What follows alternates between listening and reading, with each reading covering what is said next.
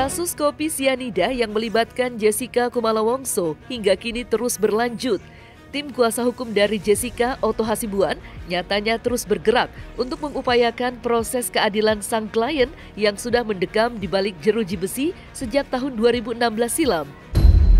Dan yang terbaru, Otto Hasibuan pun turut memberikan update terkait laporannya terhadap para hakim ke pihak Komisi Yudisial yang sudah memasuki tahap pemeriksaan.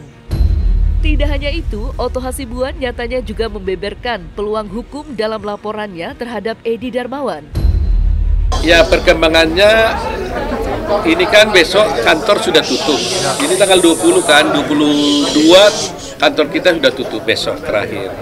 Jadi kita di dalam tim pembela Jessica Wongso ini salah satu timnya.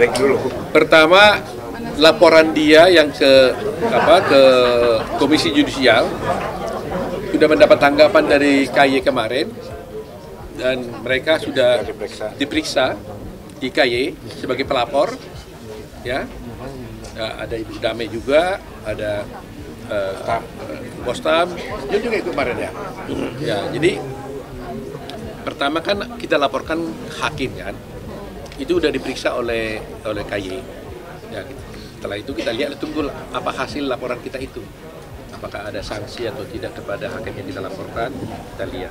Rencana PK, ini kita bukan tidak diam. Saya juga bisa memahami dan terima kasih kepada para netizen ya. Netizen kan saya lihat di sosial media, di TikTok dan sebagainya mengatakan, "Oh tuh jangan loyo, harus up terus," katanya kan. Aduh, saya bangga semangat nih sama netizen ya. Terima kasih buat netizen. Tapi kami bukannya lengah ya. Tapi kan lawyer kan harus mempersiapkan diri dengan baik-baik kan. Nah, PK itu pasti akan kami lakukan. Kita menunggu timing saja. Nah, waktu sekarang kan juga kami masukkan juga kan gak ada gunanya juga karena pengadilan juga akan tutup. Jadi mungkin Januari atau Februari bisa kita lakukan. Tapi sementara ini semua tim bekerja keras mengumpulkan bukti-bukti. Setelah kumpul bukti-bukti yang kita bisa jadikan sebagai novum untuk bisa membebaskan Jessica akan kita kumpulkan dan pada waktunya kita akan masukkan. Kalau majunya PK pasti kita harus ajukan. Harapan kita Mahkamah Agung harus membuka hati, membuka pikirannya, mengetuk rasa keadilannya. Sekarang ini kan keadilan kan diketuk-ketuk nih. Pintu keadilan ini lagi kita ketuk-ketuk. Tinggal Mahkamah Agung mau buka enggak? Iya kan? Nah, hukumnya mengatakan barang siapa mengetuk pintu, niscaya Tuhan akan membukakan pintu. Nah, itu yang kita harapkan. Kita berbenturan dengan institusi hukum, ya, institusi penegak hukum, kejaksaan, kepolisian dan sebagainya. Nah, ini kan tidak mudah.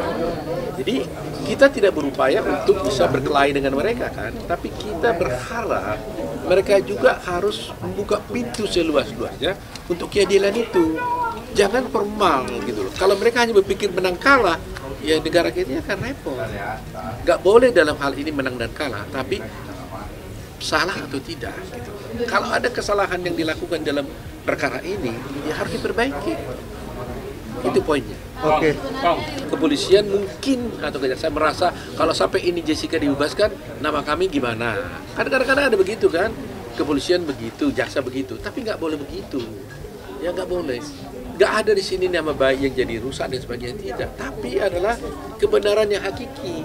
Masa kita korbankan seorang anak manusia tidak bersalah, tapi harus dihukum? Itu nggak boleh. Berkali-kali saya katakan, gimana kalau itu terjadi pada anak kita, pada saudara kita, tante kita? Itu bagaimana kalau terjadi? Terima nggak? Kan nggak bisa. Nah, kalau ini sampai terjadi berjalan begini, maka ini akan berpotensi kita ini akan kena seperti itu, saudara kita akan kena besok-besok. Jadi makanya saya berterima kasih kepada teman-teman wartawan yang terus meng-up kasus ini. Ini perjuangan kami, ini juga perjuangan Anda sekalian. Jangan sampai jadi kita, Anda, saudara-saudara kita bisa mengalami nasib yang sama. Kita nggak bisa berandai-andai, tapi kita berupayalah kalau boleh bisa dia bebas ya. Saya berharap begini, saya berharap Mahkamah Agung itu tidak memikirkan kasus ini dan melihatnya secara prosedural belaka. Saya katakan itu prosedural itu kadang-kadang ada proses PK itu yang harus dilalui. Tetapi saya berharap Hakim Agung itu harus progresif. hukum progresif yang dianut. Karena apa? Kalau umpamanya suatu perkara secara prosedural mungkin sulit ditempuh, tapi kalau secara substansi jelas dan nyata-nyata dia ketahui, dia pahami bahwa ini ada salah, Mahkamah Agung juga harus berinisiatif mengambil jalan untuk bisa mengambil kebenaran. Karena tujuan kita kan bukan hanya kebenaran formil kan, tapi kebenaran material. Ya kan? Jadi meskipun prosesnya mungkin ada halangan, tapi haruslah Mahkamah Agung bisa berupaya untuk membuka pintu seluas-luasnya agar akses to justice, akses kepada keadilan itu bisa dicapai. Harus kita kembali saya katakan itu, Sengkon dan Karta, ingat itu. Sengkon dan Karta sudah ingkrah, sudah dihukum sekian tahun. Tapi oleh Mahkamah Agung bisa dibuka kembali. Diakui Otto, di balik viralnya kasus kopi sianida belakangan ini juga turut mendongkrak popularitasnya sebagai seorang lawyer. Namun, di balik namanya yang kini semakin terkenal, hal itu justru membuatnya merasa dilema. Lantaran hingga sampai saat ini dirinya belum juga bisa membebaskan Jessica yang ia yakini tidak bersalah dalam kasus kopi sianida.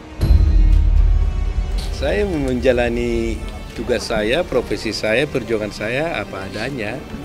Jadi saya nggak pernah berpikir menjadi terkenal, menjadi hebat, tidak. Kalian merasakan bahwa saya terkenal, tapi saya sedih juga loh.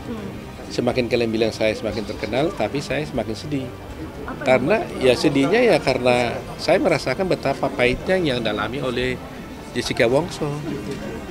Jadi kalau dia ternyata masih tetap di dalam, saya merasakan masih perjuangan saya ini belum berhasil. Karena sungguh-sungguh saya berjuang sungguh-sungguh supaya dia bebas. Dan saya berjuang dia supaya bebas itu karena memang saya tahu dia tidak bersalah. Yang intinya kan kita ini sebenarnya Tuhan kan sudah baik sama kita, ya kan? Kalau Tuhan baik sama kita, kita kan harus juga lebih baik mestinya sebenarnya. Walaupun tidak mungkin saya bisa melebihi kebaikan Tuhan, ya kan? Nah, apa yang kita lakukan ini, harapan saya sih bisa menjadi contoh juga bagi advokat-advokat muda, gitu ya. Karena perjuangan advokat muda zaman dulu dengan sekarang kan beda. Ya, mereka lebih pintar-pintar sekarang. Jadi saya khawatir kepintaran mereka itu jangan sampai hanya pintar, tapi tidak mempunyai satu kejujuran, tidak mempunyai perjuangan dalam hidupnya.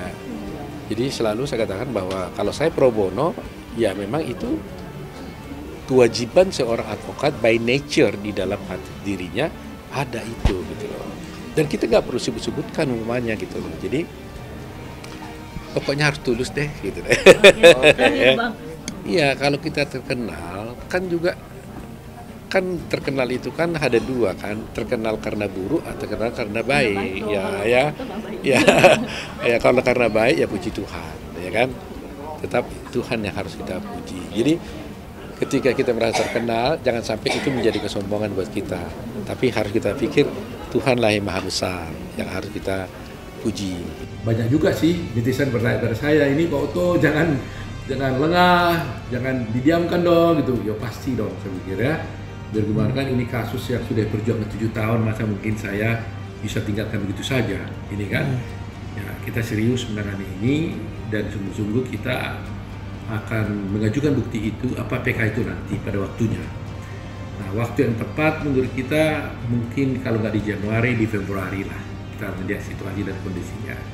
Karena untuk mengajukan PK itu kan timing kan harus dulu juga gitu. Setelah semuanya sempurna kita persiapkan, nanti kita akan ajukan nanti.